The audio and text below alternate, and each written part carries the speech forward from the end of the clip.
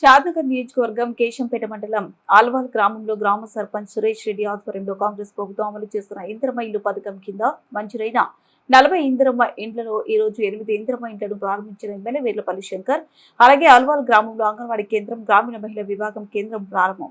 ఈ సందర్భంగా గ్రామ సర్పంచ్ సురేష్ రెడ్డి, గ్రామ ప్రజాప్రతినిధులు, ఇందిరమ్మ కమిటీ సభ్యులతో కలిసి నూతన ఇందిరమ్మ ఇండ్లను ప్రారంభించారు. ఈ సందర్భంగా లబ్ధిదారులకు నూతన వస్త్రాలు అందజేసి శుభాకాంక్షలు తెలిపారు. ఈ సందర్భంగా ఎమ్మెల్యే మాట్లాడుతూ, నేరు పేదల సంక్షేమం దృష్ట్యా కాంగ్రెస్ ప్రభుత్వం ఇందిరమ్మ ఇళ్ల పథకాన్ని తీసుకొచ్చిందని, ఈ పథకం ద్వారా అనేక మంది పేదలు సంతోషంగా జీవనం సాగిస్తున్నారని తెలిపారు. తెలంగాణ రాష్ట్ర ప్రభుత్వం ప్రతిష్టాత్మకంగా అమలు చేస్తున్న ఇందిరమ్మ ఇల్లు పథకం ద్వారా లబ్ధి పొందిన కుటుంబాలకు గౌరవప్రదమైన నివాస సౌకర్యం కల్పించడం జరుగుతుందని తెలిపారు. ఈ సందర్భంగా సర్పంచ్ సురేష్ రెడ్డి మాట్లాడుతూ, ప్రతి పేద కుటుంబానికి సొంత ఇల్లు అనే కలను నిజం చేయడం రాష్ట్ర ప్రభుత్వం లక్ష్యమని అన్నారు. ఇందిరమ్మ ఇల్లు పథకం ద్వారా ఎంతో మంది నిరాశ్రయులకు స్థిర నివాసం లభిస్తుంది. ప్రభుత్వం ప్రజల సంక్షేమానికి కట్టుబడి ఉందని తెలిపారు. ప్రతి ఒక్కరికి ఇందిరమ్మ ఇండ్లను మంజూరు చేస్తామని, అర్హులైన ప్రతి పేదవాడికి ఇల్లు ఇచ్చి తీరుతామని భరోసా ఇచ్చారు. పేదరిక నిర్మూలనే లక్ష్యంగా ప్రభుత్వం అనేక కార్యక్రమాలను అమలు చేస్తుందన్నారు. ఈ సందర్భంగా ఇందిరమ్మ ఇండ్ల లబ్ధిదారులు మాట్లాడుతూ, మాకు ఇందిరమ్మ ఇల్లు కేటాయించిన సీఎం రేవంత్ రెడ్డి, స్థానిక ఎమ్మెల్యే వేర్లపల్లి శంకర్ కి, స్థానిక సర్పంచ్ సురేష్ రెడ్డికి కృతజ్ఞతలు తెలిపారు.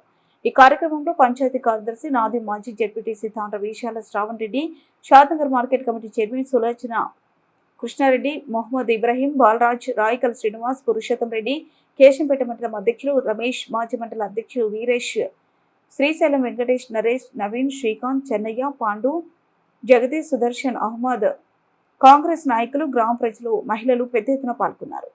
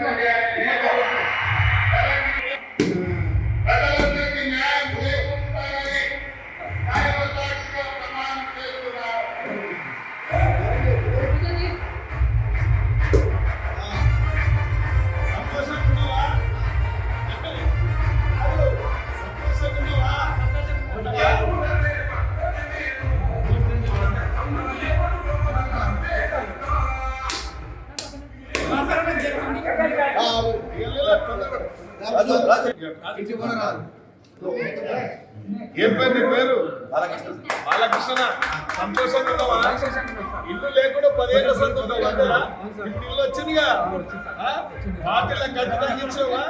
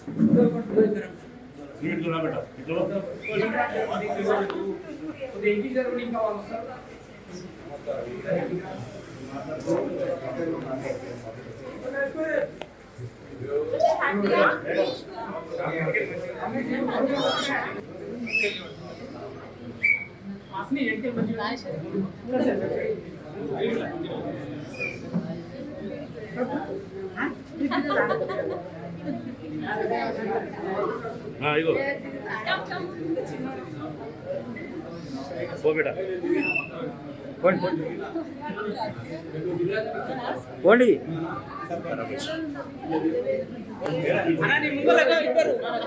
ఇద్దరు నీ ముంగలు ఉన్నారు ఆమె ఇంకా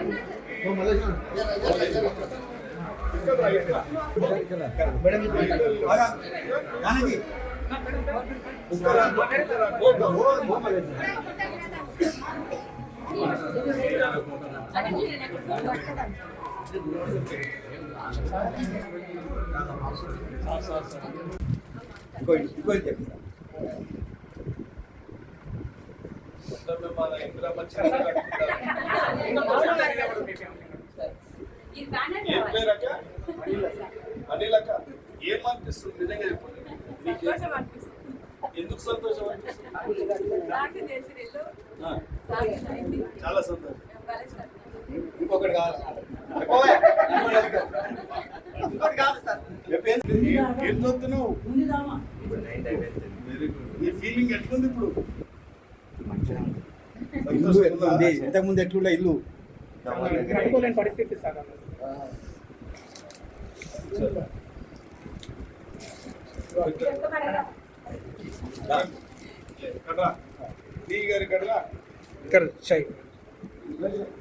ఈ సర్వీస్ ఇటువంటి సంతోషం కూడా చెప్పు.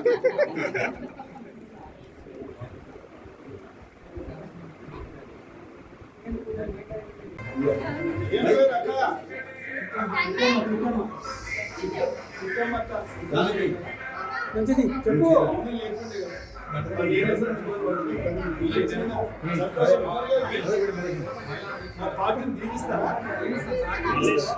దీవిస్తారా?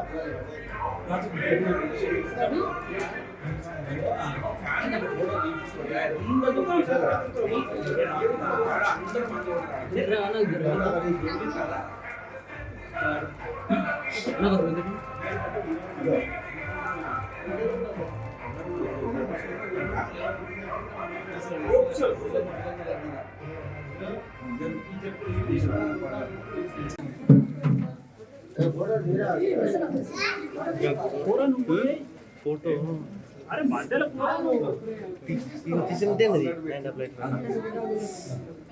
విశాలకి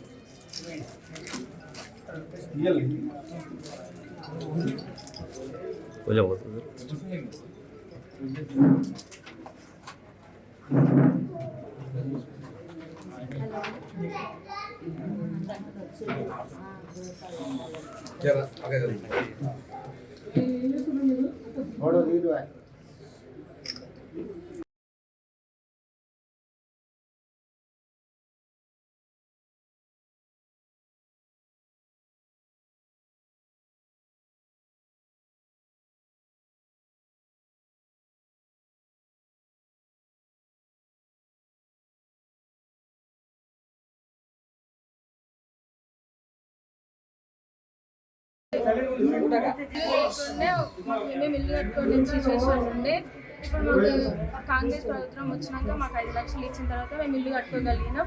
ఒక ఎమ్మెల్యే వచ్చిండు విల్లపల్లి శంకర్ గారు. మేము తర్వాత నుంచి ఇంకా మంచి ఇల్లు కట్టుకొని మంచిగా ఉంటున్నాం. గృహప్రవేశానికి కూడా వచ్చారు అందరూ. Thank you sir, thank you Revanth Reddy sir, thank you Shankar sir.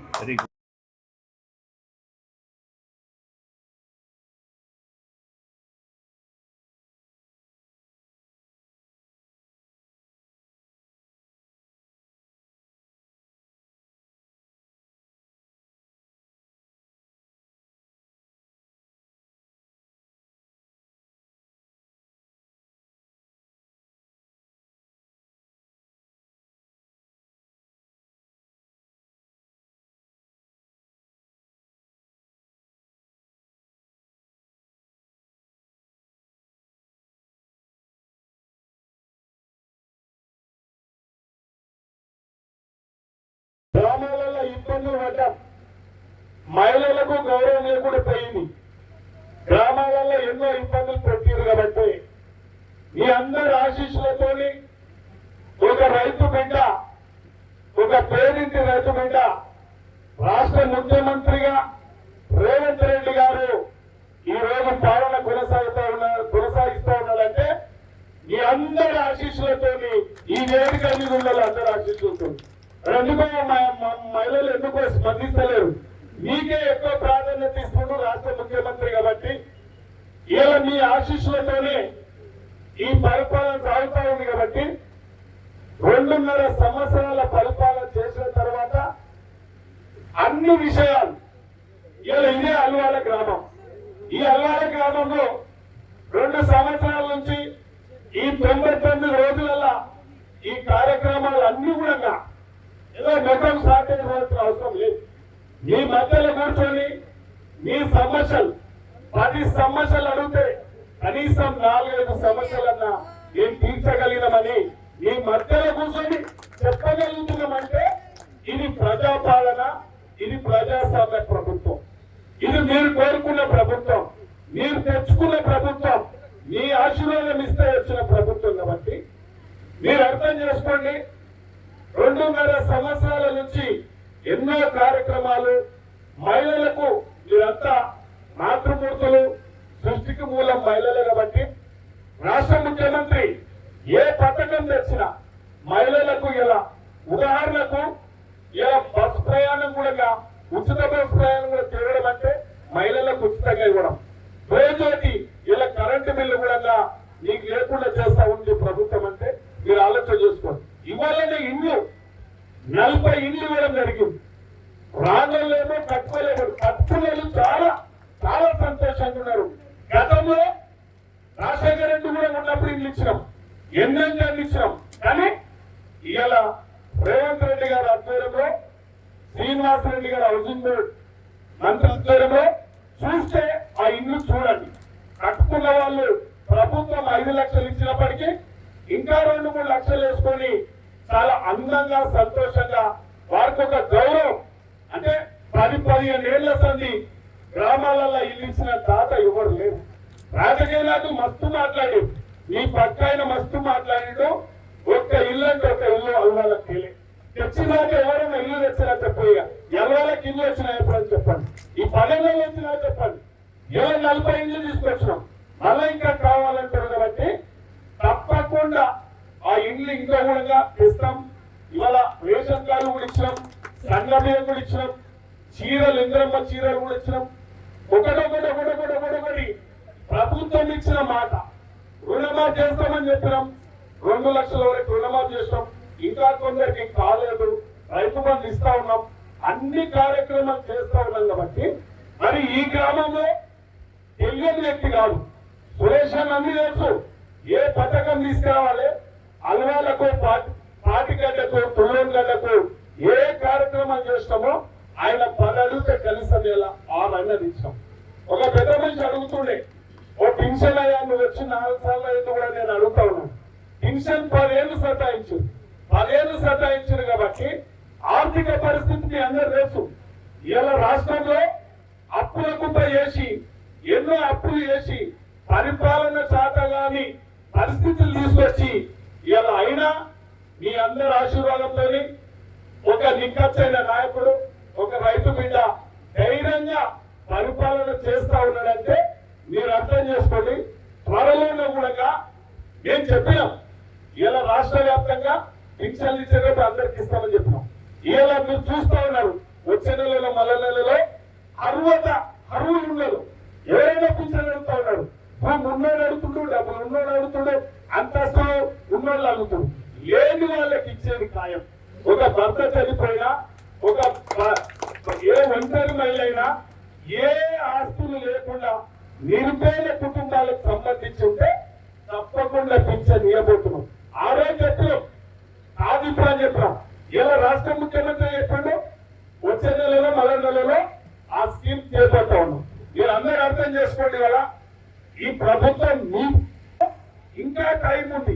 ఈ 2 సంవత్సరాలలో చేసిన పనులే ఇలా సురేష్ అన్న చదివినాయి, ఈ 2 ఏళ్లలో చేసినాయి. ఇంకా మనకి ఇంకా 2.5 సంవత్సరాలు ఉన్నాయి. తప్పకుండా యువకులు కూడా గ్రహిస్తా ఉన్నారు.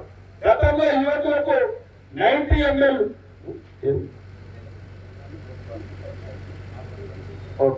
యువకులు గతంలో అందరూ తెలుసు, యువకులు వేదిక మీద ఉన్నలే తెలుసు, వేదిక ముందలు ఉన్నలే తెలుసు. గత పరిపాలనలో ఎంత దుర్మార్గం, అరాచకం, దౌర్జన్యం ఊరంటే కేసు, వాట్సాప్ లో ఏమైనా పెడితే కేసులు అయ్యింది, ఎవరైనా ఆయన కుటుంబాన్ని ఏమైనా అంటే కేసులు అయ్యింది. మీరు అందరూ ఆలోచన చేసుకోండి. నేను ప్రమాణం చేయగలుగుతా, ఇలా ఈ 2.5 సంవత్సరాల్లో ఒక్క తప్పుడు కేసు చేయాలి. ప్రశాంతంగా ఉన్నారు. ఇలా అపోజిషన్ ప్రశాంతంగా ఉన్నారు, మన నాయకులు కూడా ప్రశాంతంగా ఉన్నారు. ఎక్కడ కానీ తప్పుడు కేసులు పెట్టలే, తప్పుడు ఆరోపణలు చేయలే, ఏదైనా దుర్మార్గం చేయలే. ఏదైనా నా దగ్గరకు వస్తే కూడా సురేష్ అన్న తెచ్చిన కూడా, సురేష్ అన్న మన కక్ష పోదన్నా, న్యాయం ఉంటే చేద్దామన్నా, అన్యాయం ఉంటే పోలీసు వాళ్ళు అనవసరంగా వాళ్ళు ఇబ్బంది పడతారు, పోలీసు వాళ్ళు కూడా ఇబ్బంది పెట్టొద్దని చెప్తా ఉంటారు. ఎవరికైనా మా నాయకులను నేను ఇలా వారి గురించి నేను చెప్పాలంటే, మా మండల నాయకులు, మా కాంగ్రెస్ నాయకులు అంతా కూడా ఎంత పారదర్శకంగా ఉన్నారంటే ఏ ఒక్కరు కూడా ఇబ్బంది పెట్టలేరు. మన పాలన ప్రజాపాలన, ప్రశాంతమైన పాలనను అందించాలని చెప్పి మా నాయకులందరూ కూడా ఆ విధంగా పనిచేస్తారు. ఎవరు కూడా కక్ష పోతలేరు. వాళ్ళు పోయేది వాళ్ళ ప్రభుత్వం ఉన్నప్పుడు వాళ్ళు కక్ష పోయేది, మనం ఎక్కడ కక్ష పోతలేము. కాబట్టి మీ అందరికి తెలుసు, వల్ల యువకులు ఒక ప్రాంగణం కావాలని అంటా ఉన్నారు. దాని సాధ్యాలు ఉంటే తప్పకుండా అది ఏర్పాటు చేయడానికి ప్రయత్నం చేస్తాం. యువకులు కూడా అడిగారు. అదేవిధంగా బ్రిడ్జీలు అనేది వాస్తవం. నాకు ఎప్పుడు సురేష్ అన్న కలబడితే బ్రిడ్జ్ అన్నాడు అంటే పాటిగడ్డ కూడా ఆయనదే కదా, పాటిగడ్డ ఆయనదే కాబట్టి 3 కోట్ల రూపాయలతో పాటిగడ్డలో కట్టిస్తా ఉన్నాం. రామలింగేశ్వర స్వామి దగ్గర కావాలన్నాడు, అక్కడ కూడా కట్టిస్తున్నాం. దీన్ని ఖచ్చితంగా బ్రిడ్జి రైతులకు అవసరం ఉంది, తప్పకుండా రైతులకు ఆ బ్రిడ్జి చేపిస్తాం. తండ కూడా రోడ్డు చేపిస్తాం తప్పకుండా. కాబట్టి ఇలా మీరు అందరూ కూడా ఆలోచన చేయండి. తెలంగాణలోనే ఫస్ట్ భవనం మహిళలకి కట్టియాలని చెప్పి కట్టియడం జరిగింది. రైతులకు ట్రాన్స్ఫర్ కూడా ఎన్నడూ తెలియజేయడం జరిగింది. ట్రాన్స్ఫర్ లో కాంట్రాక్టర్ ఇబ్బందులు పెడతాడా, సురేష్ అన్నను గ్రామస్తులను కూర్చోబెట్టి ఆ యొక్క అధికారులతో మాట్లాడి కరెంటు సమస్య కూడా తీర్చడం జరిగింది. మీరు ఆలోచన చేయండి. ఇది గ్రామాలలో అంతా ఒక విధ్వంసం చేయబడ్డది. ఎవరు దీన్ని పట్టించుకునే దాఖలాలు లేకుండా కాబట్టి ఇవాళ మీరు ఒక అవకాశం ఇచ్చారు. ఆయన సర్పంచ్ అయ్యాడు. నిజంగా కూడా చెప్తా ఉన్నా, మధు కూడా అప్పుడు కష్టకాలంలో కష్టపడ్డాడు. పార్టీ కూడా అందరు పనిచేస్తుంది. కాబట్టి మీరు ఒకటే ఆలోచన చేసుకోండి. ఈ ప్రభుత్వం మీది, ఇక ఎక్కడ కూడా తప్పు జరగదు. మీ అందరు తెలుసు, పెద్దలు వేదిక మీద ఉన్నారు. మేము పట్టుకుని ఆయన వచ్చి కాలువలు వారిస్తామే, నీళ్ళు వస్తావే, ఉద్యోగాలు వస్తావే అన్ని చెప్పండి. అమ్మ మీ అందరి ఆశీస్సులతోని, వేదిక మీద ఉన్న పెద్దలందరి ఆశీస్సులతోని, ఇక్కడ వేదిక ముందరున్న పెద్దలందరి ఆశీర్వాదంతోని, అందరి ఆశీర్వాదంతో మాత్రం ఒక రైతు బిడ్డ ముఖ్యమంత్రిగా ఉన్నందుకు ఇవాళ లక్ష్మీదేపల్లి రిజర్వర్ సహకారము నిజం కాబోతా ఉంది. ఇలా భూసేకరణకు డబ్బులు విడుదలైతే మీరు ఆలోచన చేసుకోండి కదా. డబ్బులు ఇవాళ మన ప్రాజెక్టు రావాలంటేనే, రిజర్వర్ రావాలంటేనే డబ్బులు. ఆ డబ్బులు భూసేకరణ రైతుల దగ్గర, మన కొందూరు మండలం మన శాఖకు సంబంధించిన రైతులు 250 ఎకరాలు అవుతుంది. మిగతాది పరిగిలకు ఎక్కువ పోతుంది. కాబట్టి ఎక్కువ లాభం అయ్యేది రేపు ఖచ్చితంగా 2034 వరకు ఆ యొక్క రిజర్వ్ కాబోతుంది. మనం ఎన్నడూ కూడా వర్షాధారం మీద చెరువులు కుంటలు నింపుకొని మనం వ్యవసాయాల మీద ఆధారపడి. చాలా సంతోషం.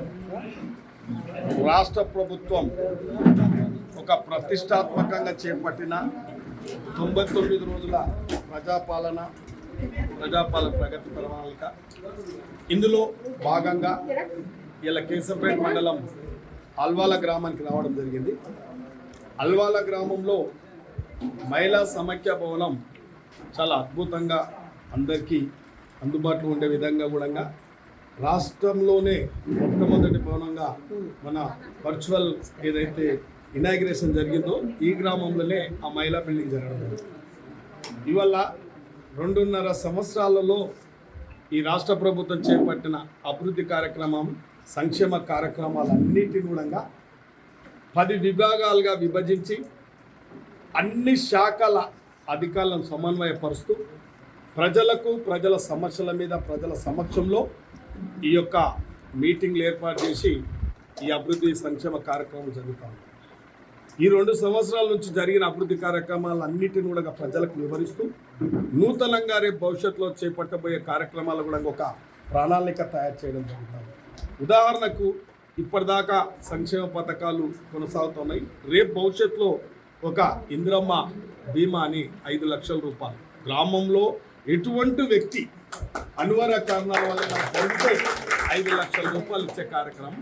అదేవిధంగా ఒక పెద్ద మనిషి నన్ను వచ్చి అడుగుతుండే, పెన్షన్ 4 సార్లు అడిగినా నాయన. ఎస్, వాస్తవమే, అడిగింది వాస్తవమే. ఇవాళ ఒక సమయం వచ్చింది, అతడు అర్హత ఉంటే తప్పకుండా పెన్షన్ రేపు జూన్ జూలైలో ఇవ్వబోతా ఉన్నాం. కొత్త పథకాలను కూడా ఇవ్వబోతా ఉన్నాం కాబట్టి చాలా సంతోషాన్ని ఇచ్చింది. గ్రామంలో ఇందిరమ్మ రాజ్యం వచ్చిన తర్వాత 40 ఇండ్లు ఇస్తే ఇవాళ ఎంత అంటే చాలా ఒక అద్భుతం. అంటే ఒక ఆడబిడ్డ తన ఇల్లు కట్టుకొని ఇంత గౌరవంగా సంతోషపడుతుందంటే ఏ ఇంటికి పోయినా చాలా గౌరవంగా ఉంది సార్, చాలా సంతోషంగా ఉన్నాం. వాళ్ళ కుటుంబం, వాళ్ళ పిల్లలు కూడా స్వయాన పత్రికా సోదరులు ముందల్నే, ఎలక్ట్రానిక్ మీడియా ముందల్నే వాళ్ళకి సంతోషాన్ని వ్యక్తం చేస్తారు. ఎవరో నేర్పితే చెప్పింది కాదు, స్వయంగా వాళ్ళు చెప్తా ఉన్నారు. అంటే ఈ యొక్క పథకం ఇవాళ ఇందిరమ్మ పథకం అయినా చాలా ఆనందంగా ఉంది, సన్న బియ్యం అయినా చాలా ఆనందంగా ఉంది. ఇలా రేషన్ కార్డులు ఇస్తుర్రు, ఇవాళ బస్సు ప్రయాణం చేస్తూ ఉన్నాం, కరెంటు ఫ్రీ ఇస్తూ ఉన్నారు, మనకు రుణమాఫీ అయ్యింది, మాకు రైతు బంధు పడింది. అంటే ఎంత అప్పుల కుప్ప రాష్ట్రం ఉన్నప్పటికీ ఈ యొక్క కార్యక్రమాలన్నిటినీ ప్రజలకు నచ్చే విధంగా, ప్రజలకు మెచ్చే విధంగా, ఏ దుర్మార్గం లేకుండా, దోపిడీ లేకుండా ఈ రాష్ట్రాన్ని నడుపుతున్నారంటే మీరు ఆలోచన చేయండి. ప్రజలు గమనిస్తూ ఉన్నారు. అంటే ఏ ఒక్క పన్ను పోటు లేకుండా, ఒక్క పన్ను పోటు లేదు. ఇలా రాష్ట్ర ప్రభుత్వం ఎవ్వరికి ఒక పన్ను, ఒక ట్యాక్స్ పెంచిన దాఖలాలు. ఇలా కేంద్ర ప్రభుత్వం మీరు అందరు చూస్తూ ఏమంటున్నారు, అపోస్కులేసారు. అయితే రైతు కోసనంట. అరే మాట్లాడనికనన్నా తెలివి ఉండాలి. రైతు కోసం పెడుతుంది వాళ్ళు, డీజిల్ పెంచుతున్నారు వాళ్ళు, పెట్రోల్ పెంచుతున్నారు వాళ్ళు, నిత్యావసర సరుకులు పెంచుతున్నారు, ధరలు పెంచుతున్నారు కేంద్ర ప్రభుత్వం. మీద దొంగ అన్నట్టుంది బీజేపీల పరిస్థితి. కాబట్టి ప్రజలు అన్నీ అర్థం చేసుకుంటున్నారు. అయినా అప్పులకు పైనప్పటికీ ఎక్కడ దుబారా చేయకుండా ఈ రాష్ట్రాన్ని ఒక ఆర్థిక వ్యవస్థను గాడిలు పెట్టుకుంటూ ప్రజాపాలన కొనసాగుతూ ఉన్నది. కాబట్టి నిర్భయంగా ప్రజలను కూర్చొనే ఈ ప్రజాపాలన కొనసాగుతూ ఉంది. కాబట్టి దీనికి అపూర్వమైన స్పందన ఉంది. ప్రజలు చాలా సంతోషంగా ఉన్నారు. ప్రజాపాలనలో భాగంగా మా గ్రామానికి గౌరవ శాసనసభ్యులు ముల్లపల్లి శంకరన్న గారు రావడం జరిగింది. వివిధ ప్రారంభోత్సవాలు చేయడం జరిగింది. ముఖ్యంగా ఇందిరమ్మ ఇండ్లు మా గ్రామానికి 39 ఇండ్లు మంజూరు అయితే 32 స్టార్ట్ చేయడం జరిగింది. అందులో 10 బిల్డింగ్లు పూర్తిగా కంప్లీట్ చేయడం జరిగింది. మిగతా 20 బిల్డింగ్లు స్లాబ్ అయిపోయి పూర్తి స్థాయి దిశలో ఉన్నవి. ఇంకా 7 మంది మాత్రం ఇంకా మొదలుపెట్టలేదు.